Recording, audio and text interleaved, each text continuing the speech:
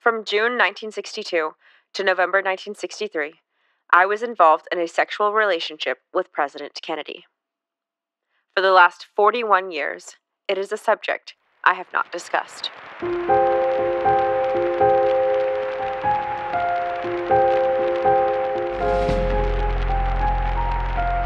Welcome to Blood and Business. I'm Bethany. And I'm Cassie. Today we're telling a story of siblings born and bred to run the world. They were the most infamous family of the 20th century. Their story drips with conspiracy. Their names, whispered through the decades since they left their voices, echoing in time and space. Their hands helped mold the America we know, sharing with their country dreams of landing on the moon, freedom for every man. And by example, they inspired generations to reach the highest heights. They played with fire, and only a few survived. Their words ring through our history books, their pretty faces on our television screens, and their signature will forever be stamped on our national identity. They stood in the trenches. We stood beside them. They flashed their diamonds. We flashed our cameras. They had their fun, and we saluted them. They were good. They were evil. They were human. They are the Kennedy siblings. Good night, Mrs. Kennedy, wherever you are. During Jack's presidency, a columnist suggested that a newscaster should sign off in the evenings with this farewell, for First Lady Jackie Kennedy was almost never in the White House. She instead could be found wherever she wanted to be. In the sun at Palm Beach, or on horseback in the Virginia countryside, attending ballets and theater performances in New York, or in Europe, embracing her favorite cultures. When Jackie was with the president, she was unaware of the subtle dance that was politics. Or so people said. She often drove Jack crazy, taking far too long in conversation with one person at an event, holding the president up with extended discussions that could just have well been a short greeting. When Jack complained to Rose, she defended Jackie, just as she had on that very first trip to Hyannisport. Oh, yes, the evening gown at the Kennedy dinner table. She can't just rush away from people, Rose told Jack. You ought to have a Secret Service man there, or someone like that who would say, "Your husband is waiting," or "You have this other engagement, Mrs. Kennedy." Otherwise, she can make a bad impression. But I rather think that Jackie knew exactly what she was doing. Jackie was the Deb, but she was also the silent rebel. So many people, hit the White House with their dictaphone running. I never even kept a journal. I thought I want to live my life, not record it. Jackie Kennedy. And live her life she did. Jackie reportedly had nearly as many excuses as she did invitations. To charity dinners, luncheons, meetings with ambassadors' wives. She avoided it all with great success and attended only the most prominent and public engagements. Quote, What I wanted to do more than anything was to keep my family together in the White House. I didn't want to go down into the coal mines or be a symbol of elegance. I just wanted to have some normal life for Jack and the children and me. My first fight was to fight for a sane and normal life for my babies and their father. What she did see use in was preserving the history of her country and making it visible so that others would be exposed to the stories of the leaders and people from times past and be affected by them. She took the Victorian museum that was the White House of Presidents Past and transformed it into a living, breathing, regal establishment that conveyed the reverence and power that the nation's capital carried. It took people's breath away. Jackie had an incredible way of telling a visual story, and she put her magic wand to use all over Washington, not just the White House. she played a huge role in preserving historic districts of DC that were about to be destroyed and rebuilt. Of course, her magic wand was powered by cash, and she knew how to wield that as well. It was the budget she was unfamiliar with. In case you missed it in the KFM, not only did Jackie blow past every White House remodeling budget, she also threw off any wardrobe budget that Jack tried to put into place. Jack had called Oleg Cassini, the fashion designer, just before they moved into the White House. He wanted her to look good. Obviously, it's Jack. But Cassini's ideas were in an entirely different universe from what Jack had in mind. Jack wanted Jackie to look good. Cassini wanted to create an entirely new person. He first met with Jackie before the inauguration while she was still in the hospital recovering from John Jr.'s birth. Luella Hennessy came to take care of her and warned her that if she did not stay in bed, she may die. Seriously, she could do zero physical activity. So she's in the hospital, on the brink of death, when Jack sends in Oleg Cassini and he has a Kardashian-level style inspiration meeting with easels displaying swatches and sketches on all sides of her hospital bed. My brother Jack doesn't complain, so what's to complain? Jack's like, oh, so what? You're on your deathbed. You can freaking do whatever you need to do. You can make choices. Oleg told her. You have an opportunity for an American Versailles. He wanted to create an illusion. To point his projector on Jackie, draw her eyes out, her hair higher, wrap her in a clean, long silhouette of the finest fabric. To cast a longer shadow and give the feeling of being in the presence of a queen. Jackie had American designers' sketches scattered all over the hospital room as well, and she threw it all out.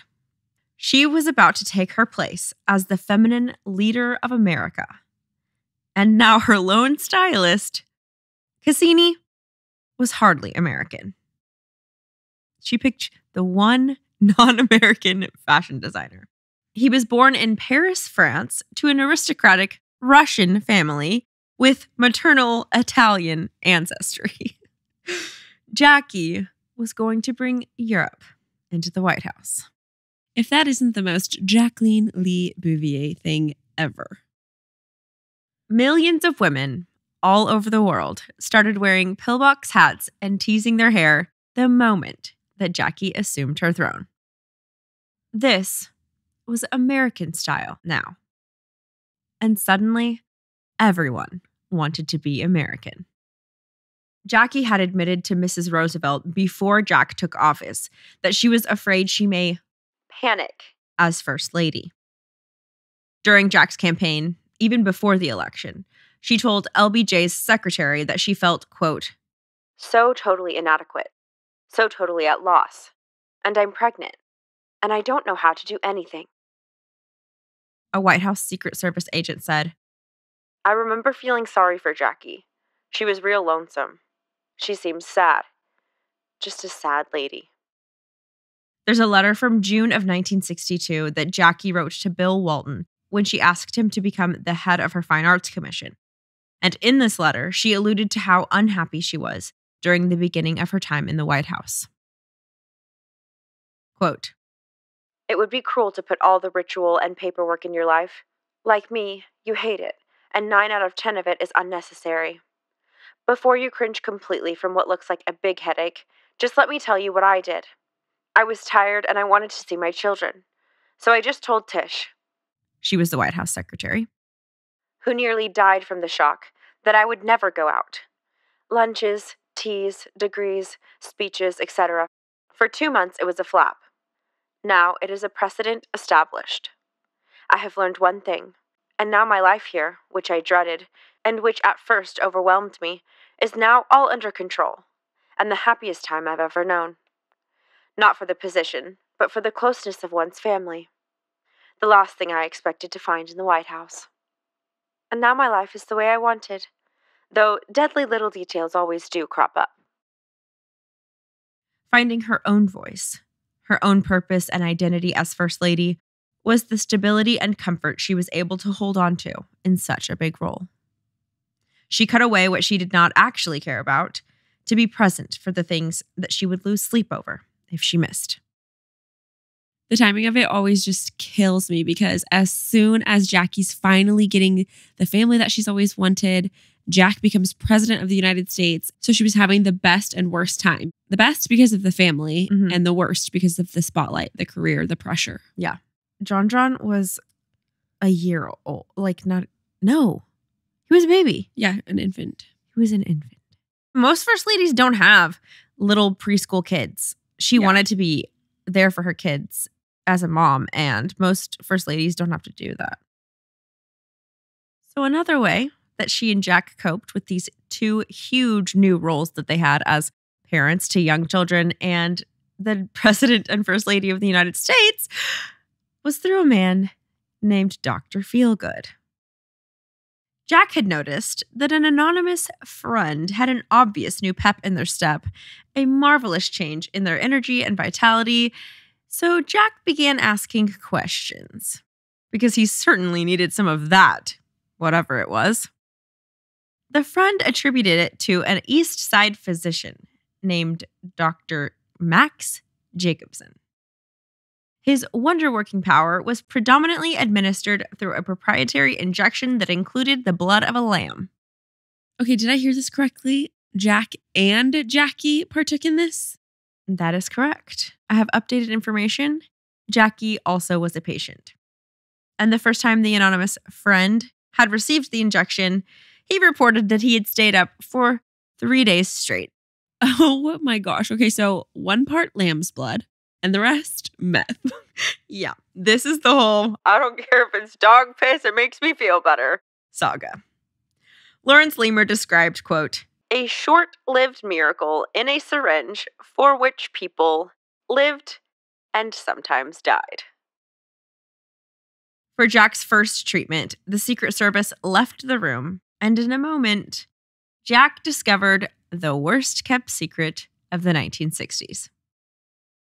Dr. Feelgood had treated Marlene Dietrich, Truman Capote, which may have been how Jack heard, Lauren Bacall, Humphrey Bogart, Maria Callas, Judy Garland, Marilyn Monroe, Mickey Mantle, Elvis Presley, Tennessee Williams, and Elizabeth Taylor, just to name a few.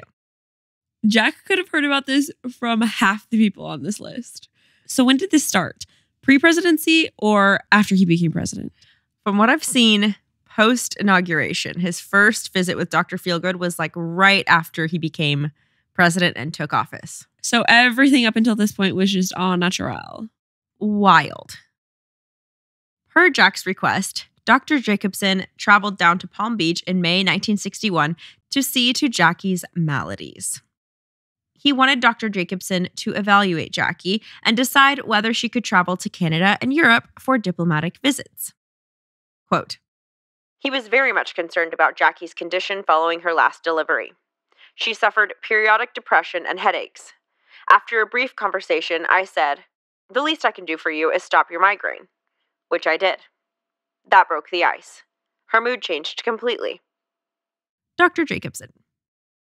Then Jackie got on a plane and dazzled the Canadian people. The Senate Speaker, Mark Drouin, raved to the House of Commons that her charm, her beauty, and her vivacity of spirit have captured our hearts. Very interesting that math is behind this. It just makes me look at Jackie in a totally new light.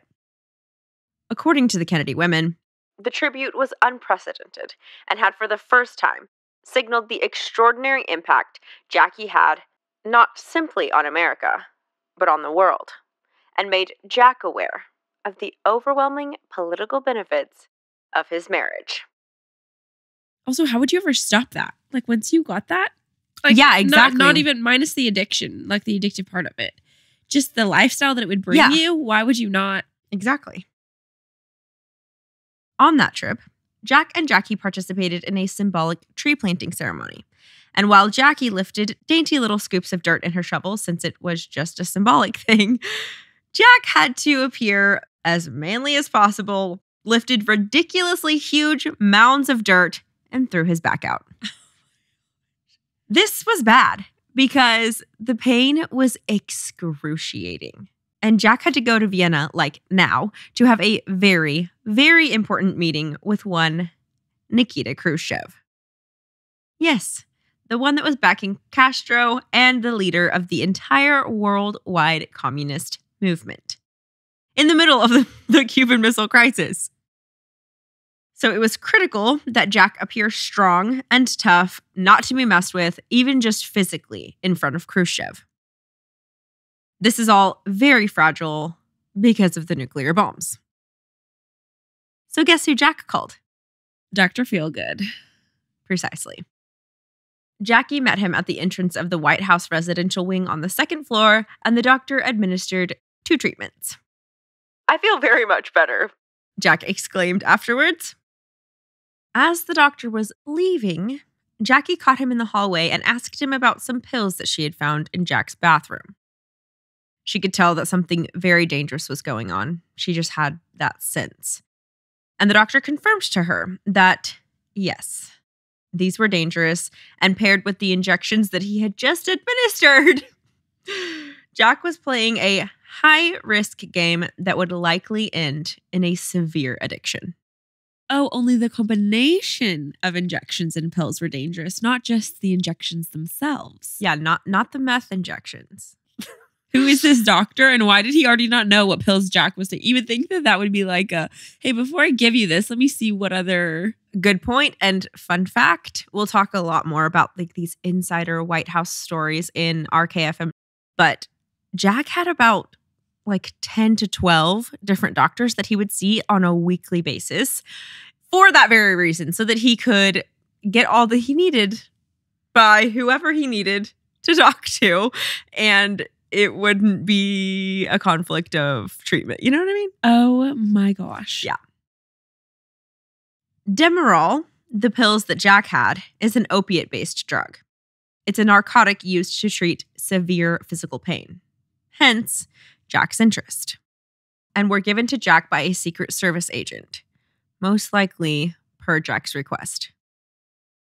So he wasn't trying to get high off of these pills. He's just trying to cope. The doctor also mentioned that the pills would affect Jack's function over time. Oh. Jack put the pills down and asked the doctor to accompany him to Europe instead. As Jack and Jackie stepped off of Air Force One in Paris, the French people were smashing themselves up against the gates, screaming, "Vive Jackie! Vive Jackie!"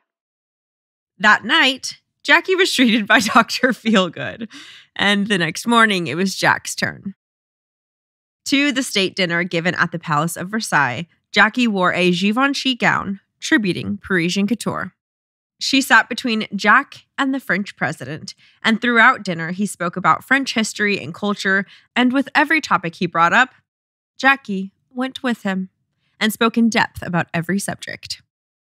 Hence JFK's famous statement, Ladies and gentlemen, I do not think it altogether inappropriate to introduce myself to this audience.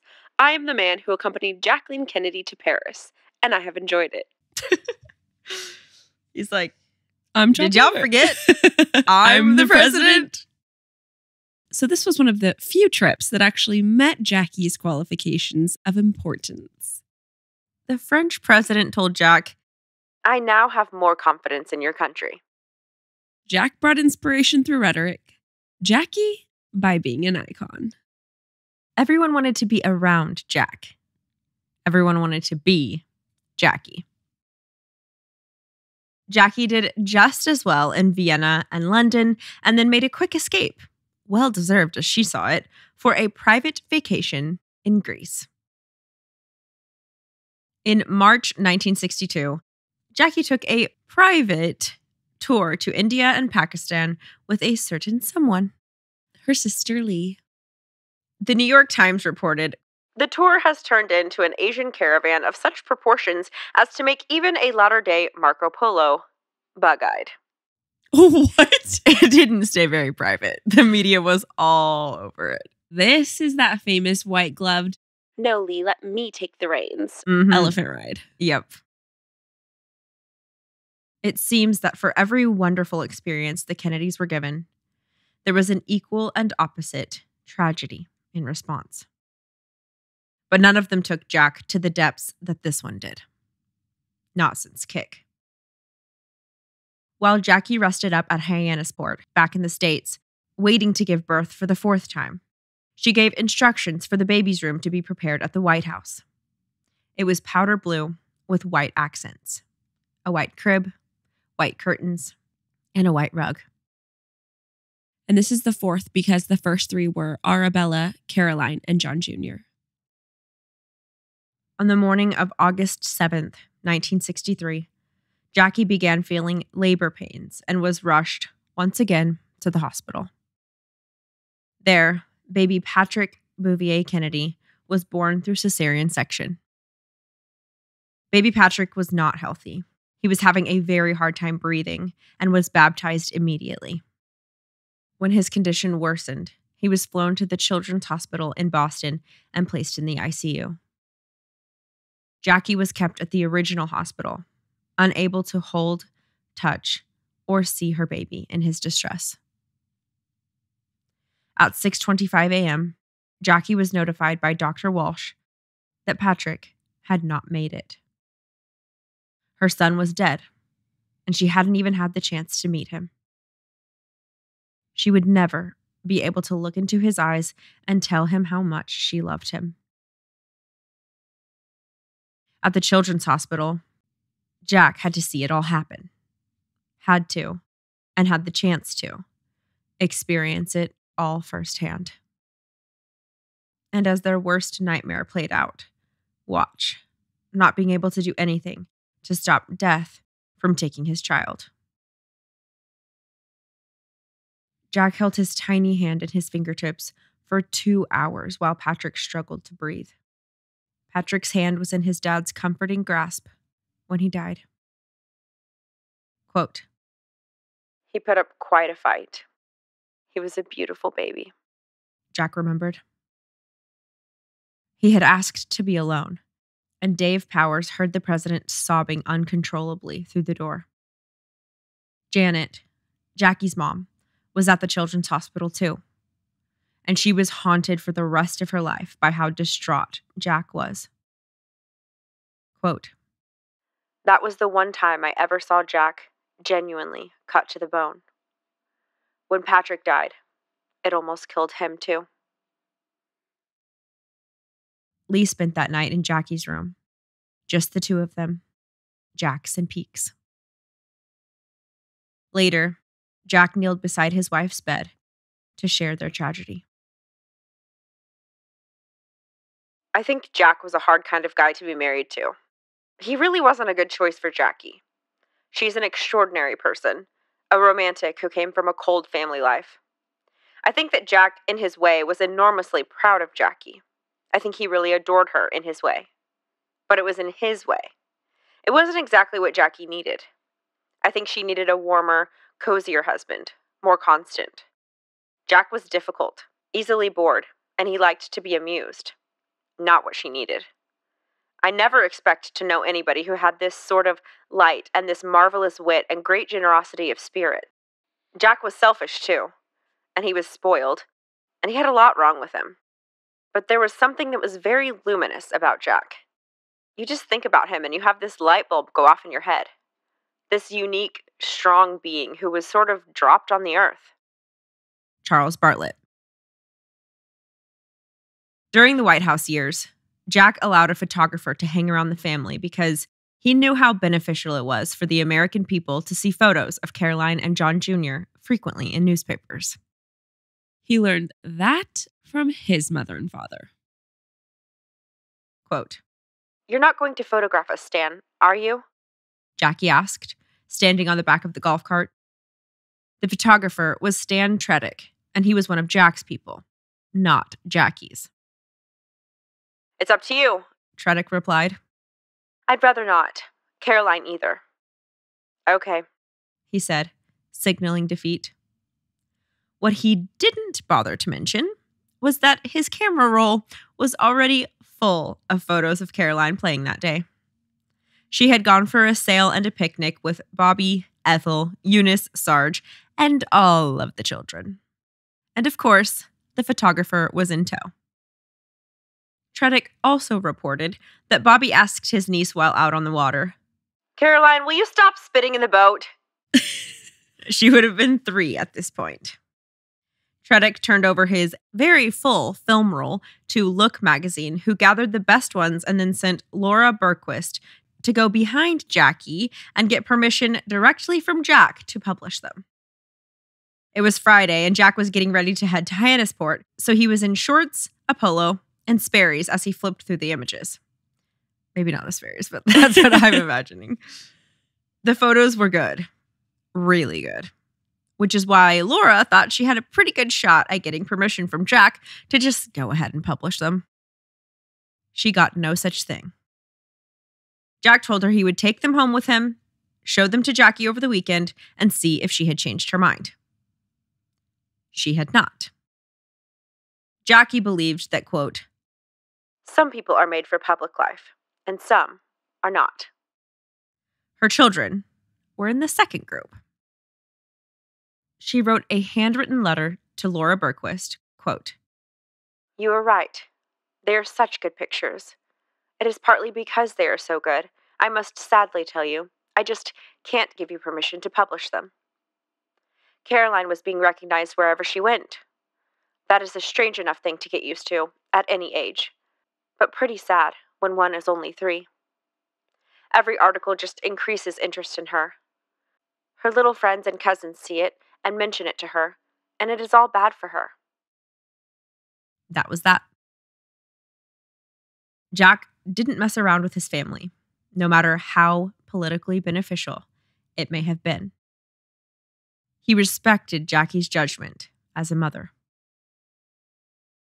Jack and Jackie. There was so much there. So much complication, so many walls. But through the years, Jackie got more and more of him. He developed a respect. A respect that he didn't fully understand, but that he was trying to grasp. He came to a partial realization by the time he entered the White House, and it showed up in lots of places. The warm places, the worst places. It was there. Part of it was there before, the whole time, but it was small, and it grew, slowly. The one thing that was always reverent was his place for her in his life. I began to appreciate 2 things about him. The first was the great care the president took to shield his wife from his infidelities. I believe he placed her on a pedestal as the perfect partner to help him realize his ambitions, and he planted that pedestal in a private space where all of his other women, including me, would never be permitted to enter. Mimi Alford. Oh, Jack. More and more, he grew an understanding of what he was doing and wanted to be somebody different. Chris Matthews reports that, quote, "More than one Kennedy friend commented how happy he seemed in those days. Life with Jackie, Caroline, and baby John Jr., waiting to take office as the President of the United States." Just before the inauguration, he had been chatting with Charles Bartlett and let him in on some of his inner thoughts. I remember he told me, "From now on, I'm going to take care of myself." And on another occasion, Jack said to him, "I'm going to tell you something. I'm going to keep the White House white." He was referring to his lack of faithfulness to his marriage. And then Jack fell off the wagon. Yep. Day 1. Well, that did not go according to plan. From June 1962 to November 1963, I was involved in a sexual relationship with President Kennedy. For the last 41 years, it is a subject I have not discussed. This is Mimi Alford. Or as Jack knew her, Mimi Beardsley. She was working in the press office in the White House at 19 years old in 1962. On her 4th day, just as she was getting comfortable with her telephone and copy paper duties, Mimi got a phone call at her desk. "Want to have a swim?" A male voice asked. Who's this? Mimi responded. It was Dave Powers, JFK's personal aide, known informally as Jack's first friend, and more accurately, he could be called court jester and privileged gopher. Quote, Dave Powers' job was to make the president happy.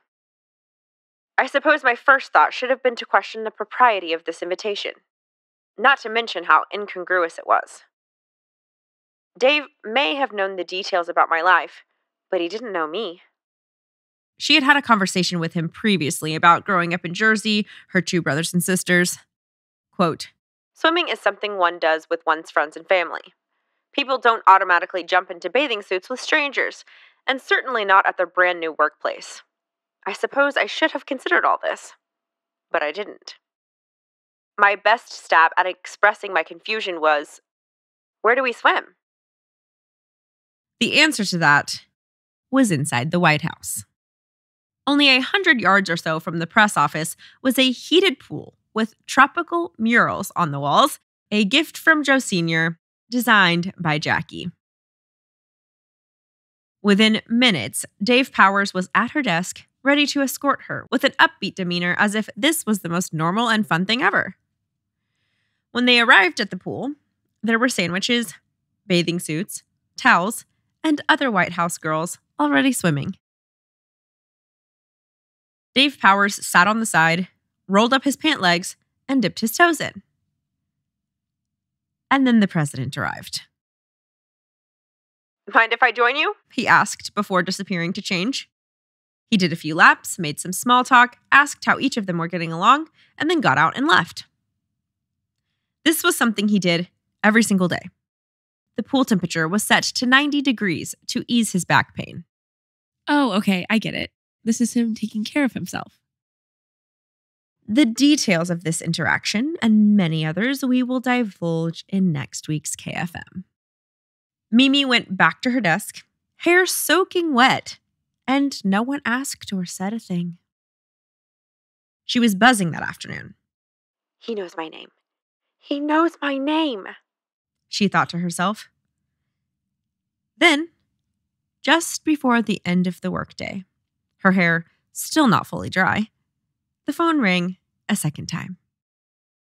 Dave again. Would she like to come to a welcome to the staff get-together at 5:30?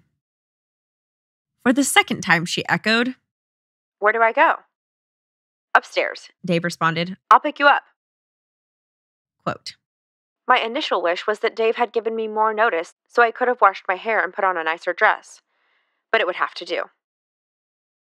When the elevator opened on the second floor, it finally dawned on me that I was standing in the family residence. It was a grand, elegant space, an oasis of calm in a very busy building. A few others were there, a couple of friends from the press office, Dave Powers and Kenny O'Donnell, everyone sipping daiquiris. Then, after a while of chatty conversations, the president turned and asked, Would you like a tour of the residence, Mimi? She knew all about Jackie's White House renovation project, and it was an invitation quite impossible to resist. When they arrived at Jackie's bedroom, the dynamics of the tour changed. The following events will be read verbatim in next week's KFM. But for now, Mimi reported about the evening, quote, I wouldn't describe what happened that night as making love, but I wouldn't call it non-consensual either. She was 19. From her time in the White House, Mimi described that everyone worked hard and the offices were always bustling with energy and people on a mission, but everyone clocked in at 9 a.m. and usually out by 5 p.m., unless there was an urgent crisis of the Cuban Missile sort. She said that the White House, at least during Kennedy's administration, was not much at all like what she has seen depicted in movies and TV shows like The West Wing. Quote, where staffers pulled all-nighters and tended to charge rather than walk down hallways while arguing about a congressional vote count or some ominous Bureau of Labor statistic. Exciting as the JFK White House was, it wasn't Hollywood-level intensity by any stretch of the imagination. Not in those days. Mimi believes there is always one identifiable, pivotal moment in almost every story. One, if the opposite decision would have been made, it would change the story of one's life even, very drastically.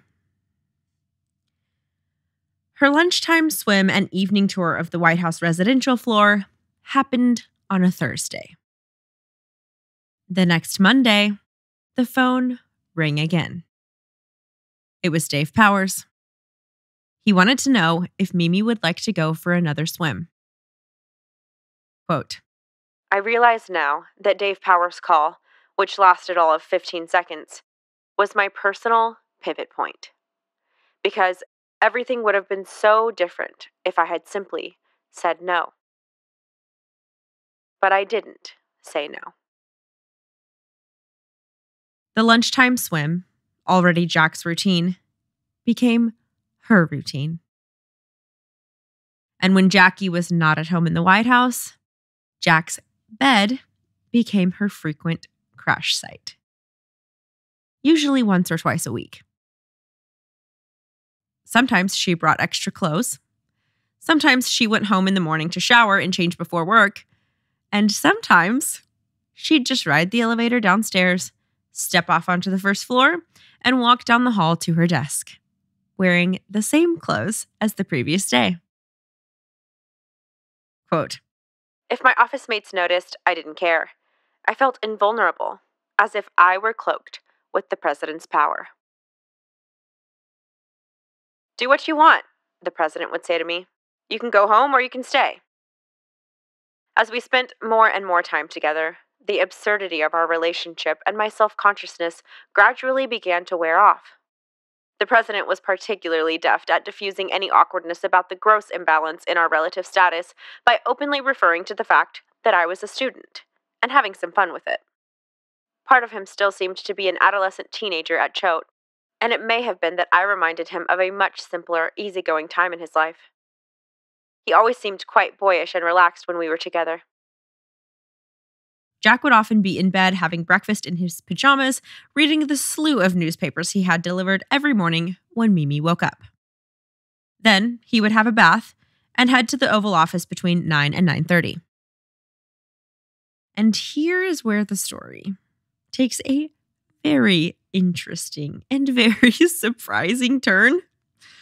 We hinted at this a really long time ago in one of our first episodes, but Bethany bleeped it out. As not to spoil it. Here is the story of the rubber ducks. Quote, President Kennedy was a sensualist.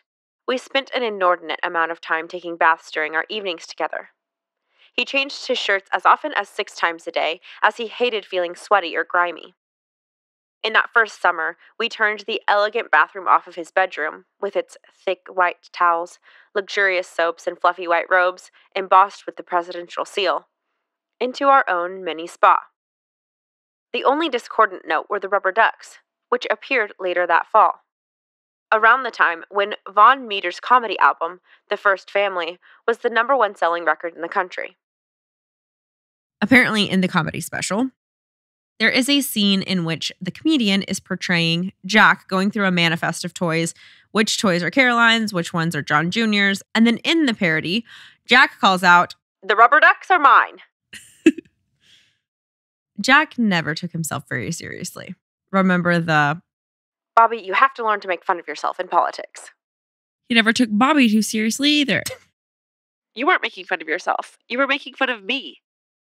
fair? So to play along with the joke, a friend sent him a set of rubber ducks, which he immediately installed as permanent fixtures along the rim of his bathtub. And every time he saw the ducks, it kick-started a playful side of him. That was part of his charm. He was a serious, sophisticated man with extraordinary responsibilities, and yet he was willing to be completely silly, to play along with a joke at his expense. It was an irresistible quality. We named the ducks after his family members, made up stories about them, and often set them racing from one end of the tub to the other.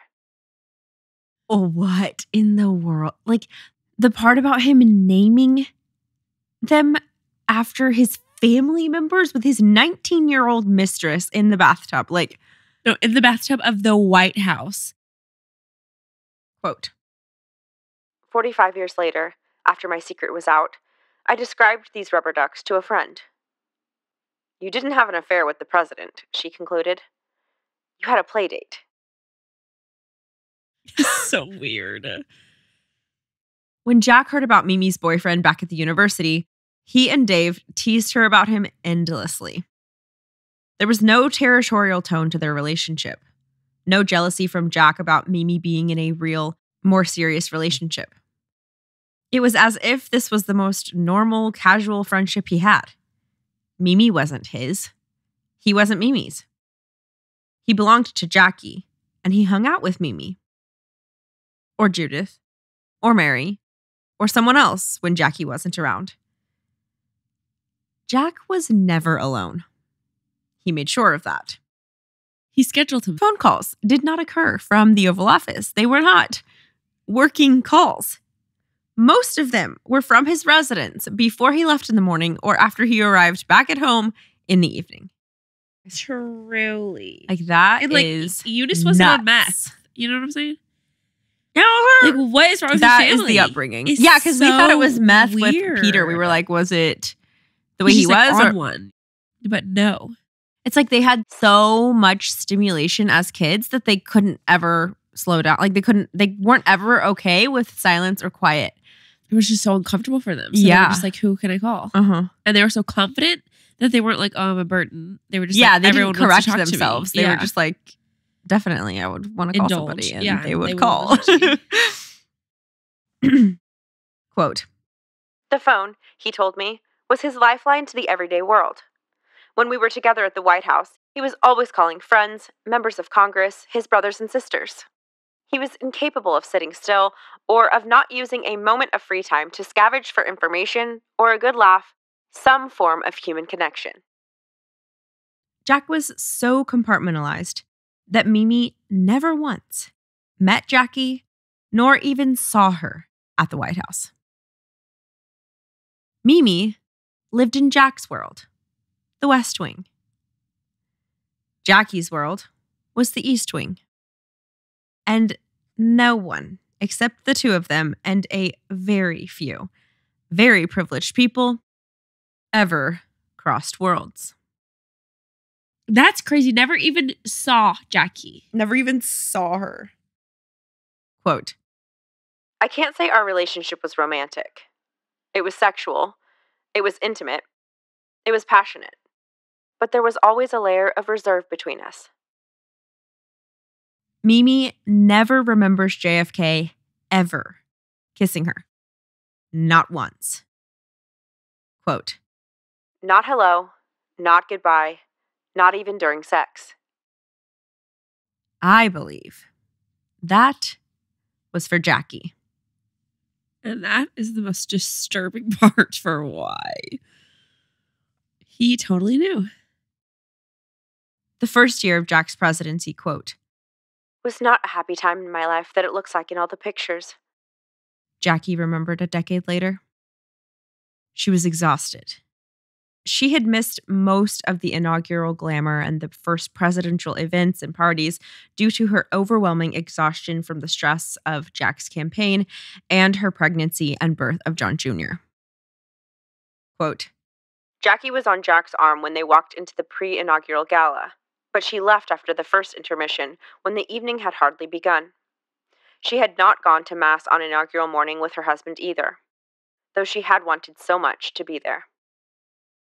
She rode in the car with Mrs. Eisenhower to the inauguration that morning. That afternoon, when the Kennedys, Fitzgeralds, and Bouviers all gathered in the White House for a reception, Jackie stayed upstairs in the Queen's room on the second floor, in bed with a heating pad on her lower back.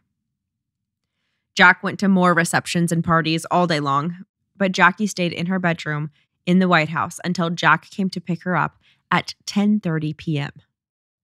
How lonely. She stayed at the inaugural ball for about an hour before returning to bed. She remained there for about a week. Quote, I had been in my room for days, not getting out of bed. All the details were getting too much. I guess I was just in physical and nervous exhaustion, because the month after the baby's birth was just the opposite of recuperation. I missed all the gala things.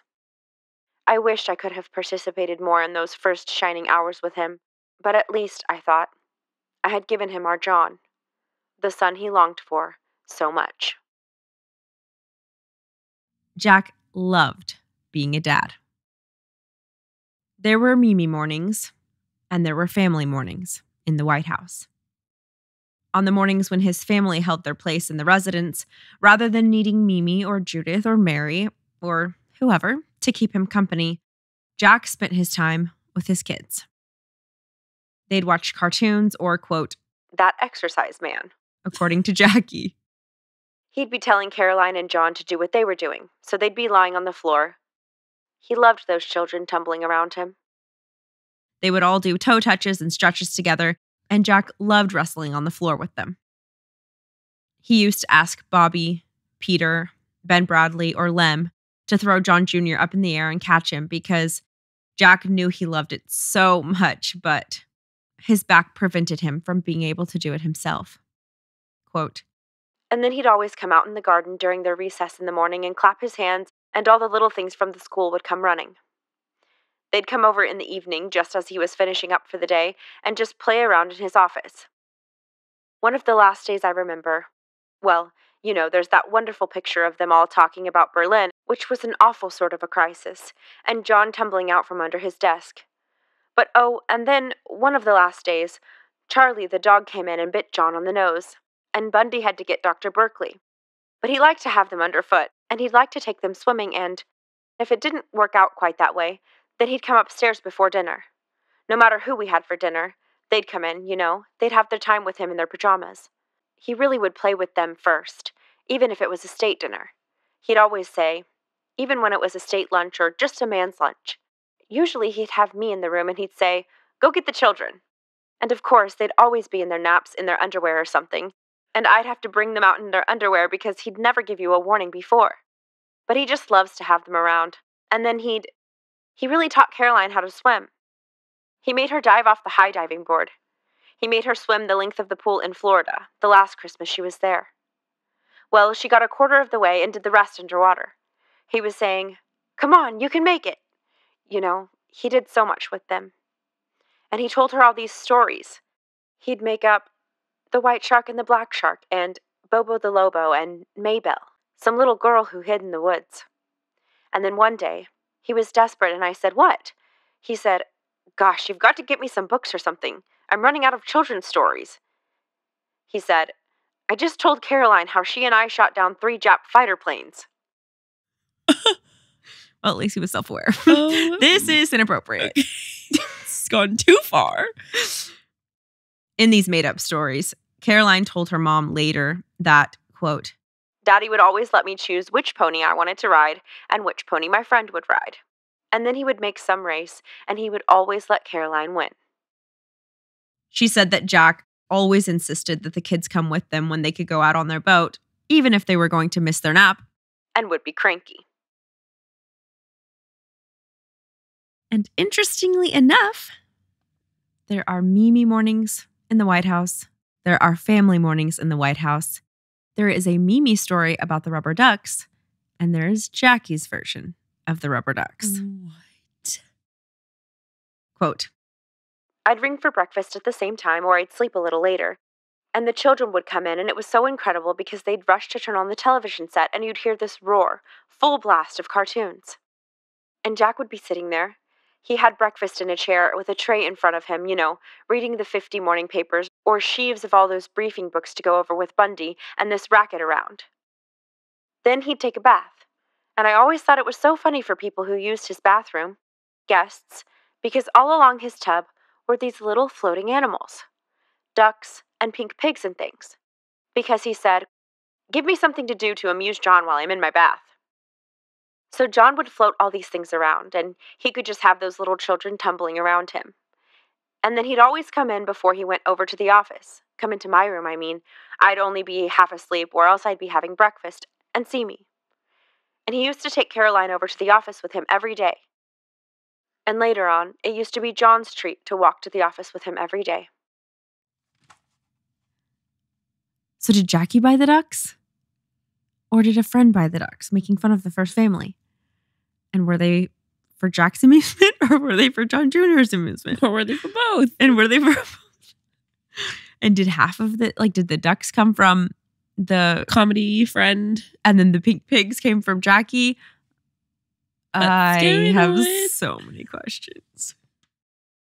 And honestly, that makes it even weirder because you're like playing with the same animals with your son. And Mimi's playing with the toys that Her Jackie's- lovers. Yeah, that Jackie bought for her son.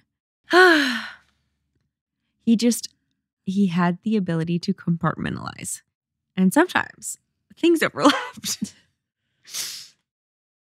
Yeah, and also maybe because Mimi didn't know for sure that his friend sent it to him because of the No. comedy special. She's just assuming. Because they probably showed up because- in the fall, quote unquote. Like she didn't, I don't think she got No, Jack first-hand never told information. her No. why they were there, Uh-uh. which is more of his compartmentalization. He wasn't going to say, these are my son's toys. So then Mimi just had to assume. And Mimi's like, he's not going to play with his son's toys with me. They must be from... Dude, comedy you just special. cracked it. That has to be it. Because Jackie would have known. He told me he wanted toys for the bathtub. I got them. And Mimi never said. He told me. Like you said, it wow. So... So they were John's toys. They were John Jr.'s toys because I originally heard that they were John Jr.'s toys, but then I read Mimi's firsthand quote unquote account and I was like, oh. Which she did not tell the truth. She No. said... Yeah. She was like, it was around when the first family comedy special came out. There's a bit in it about rubber duckies. Well, that's just coincidence, sweetheart. Well, I have not told you all about Fiddle and Faddle. We will be becoming familiar with them next episode. However, there is an interview with both of them reflecting on their White House experience, and a section of it gives a little bit more insight into Jack's views of his family and his joy in being a father. Interviewer Vanden Huel. Jill, you mentioned while we were talking privately about the president looking at films on the Tuesday before his death. Cowan. Oh, yes, I'd taken some pictures to him to be signed. Just as I was in his office, Chief Knudsen, who was the Navy photographer, came in and asked if he would like to see a film on Arlington.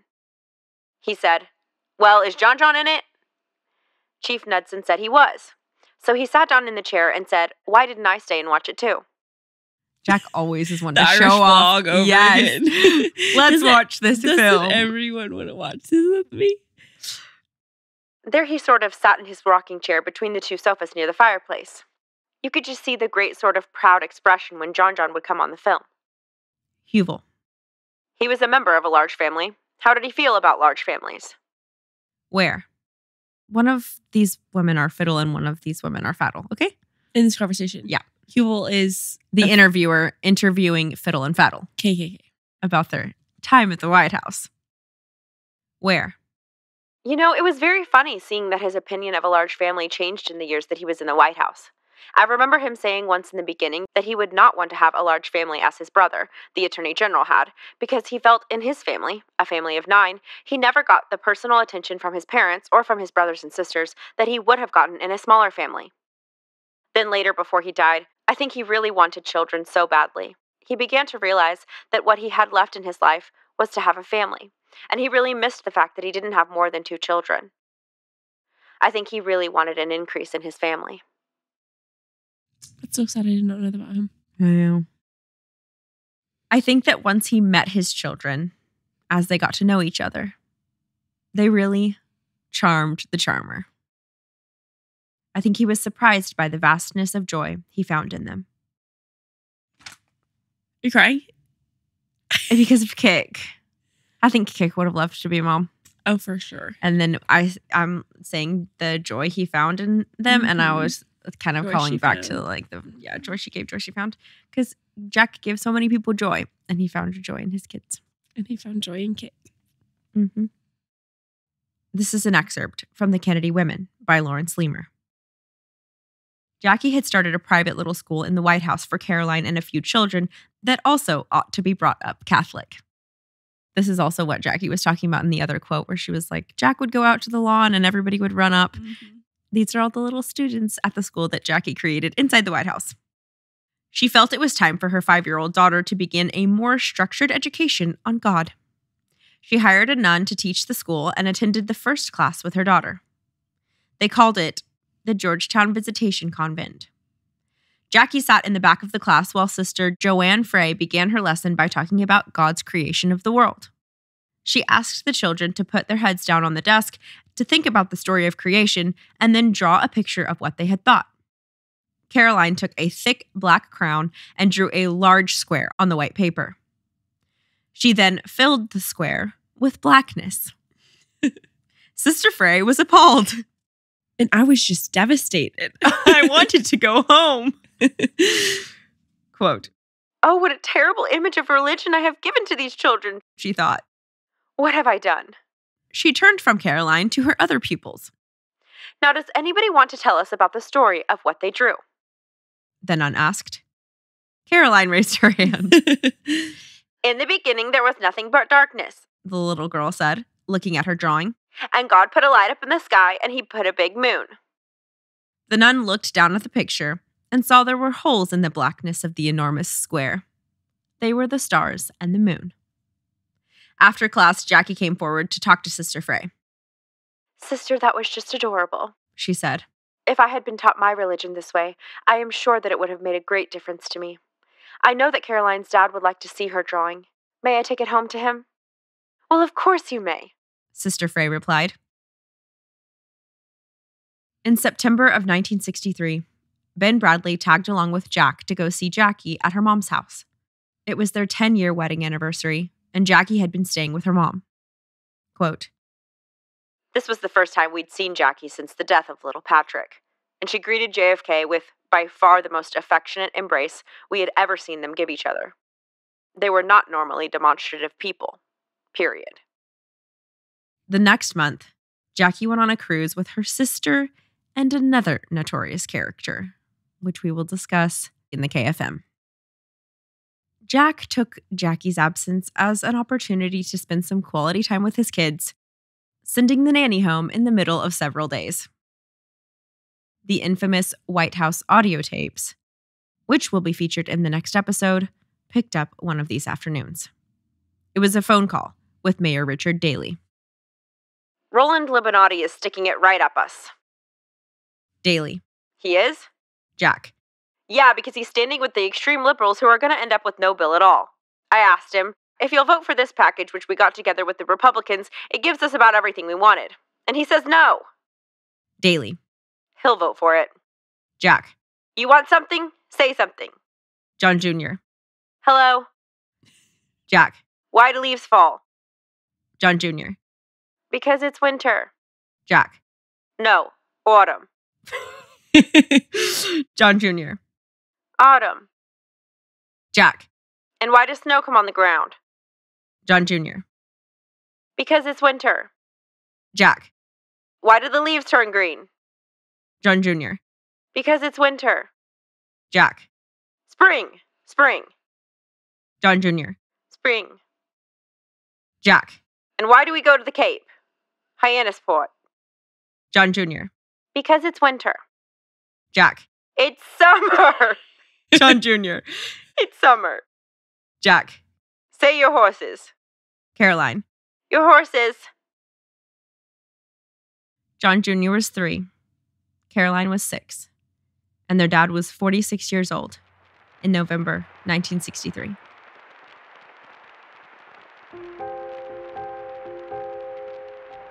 They were at the helm during the most turbulent moment in American history. The rumors are legion. Some sincere, some slander.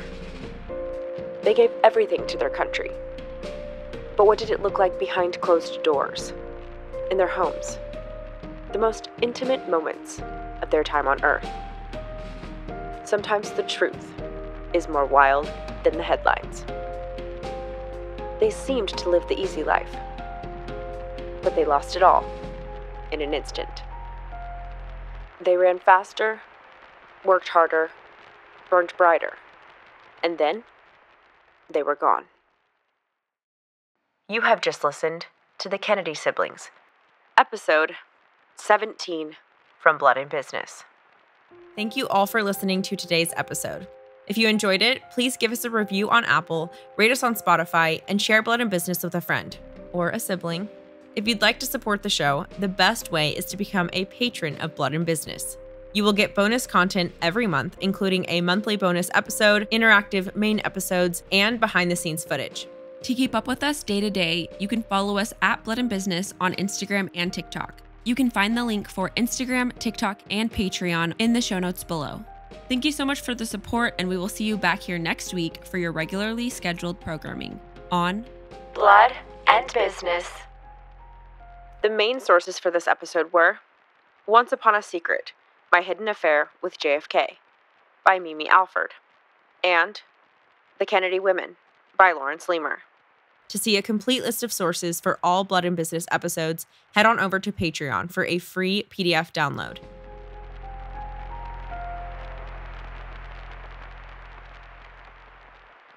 At first, I was so confused about the whole your horses thing. Say your horses. Your horses. Yeah, what is that? We were like, what in the world? I think it's because she was trying to pronounce her R's correctly. He was like, your horses. That's exactly it. It's like if she had a list or what is that called? A speech impediment. Yeah. Because our little sister said her O's like this for a long time. And we used to tell her to say red rabbit. Red rabbit runs around the red bush. We always used to tell her to say that. Red rabbit runs around the red bush. And so, oh my gosh, like, Jack was doing the same thing. Your horses. And she's like, your horses. Oh, he was literally taking the opportunity of him hanging out with his kids. He's like, let's hang out and let's freaking learn. John Jr., you're going to learn the seasons of the year. And Caroline, you're going to practice your R's. So cute. Literally sent the nanny home early. As the president. And they're doing this in the freaking Oval Office. Say your horses. Your horses. Yeah, on the phone with a mayor. It's exactly how Bobby was too. Mm-hmm. So cool. And so sad. Not the Janet Bouvier way. Truly. Yeah, when you put it like that, when you think about that, when you think about the upbringing, it was the Jackie upbringing. did the best. She freaking could. Yeah. She was there. And that was more than her mom gave her. You're right. Wow. It was the upbringing. Yeah, and it's crazy how widely talked about it is that Jackie's life growing up was cold and lonely and really hard. Lee literally had to create another world, fictional characters as friends. Yeah. And the only person she wanted to adopt a bad. kid as like an 11-year-old to have someone to hang out with. Yeah. A fat cook called Nellie was her only friend. That's lonely. Yeah. And those are like your formative years when you learn who you are and I feel like you create the kind of temperament of your brain, you know? Yeah. Like, who am I? Yeah. I'm the lonely, depressed, isolated person who no one understands and no one cares about. It's always about the identity. Who am I? And that's what's important. And Jack was the president of the United States. Let me tell you something. I've always been the president. I will be the president, and I am the president. Jackie's like, I am ill-equipped. So that was Fiddle and Faddle. So are you going to talk about why they're called Fiddle and Faddle in the KFM? Like, he never had affairs with them. Yes, he did. Oh, he did? That's the reason.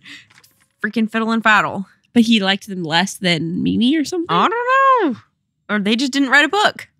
Mimi says that she cannot say that she never found out if they for sure had ever slept with Jack. I'm like, they were the first and then Mimi. Oh. You know? Yeah.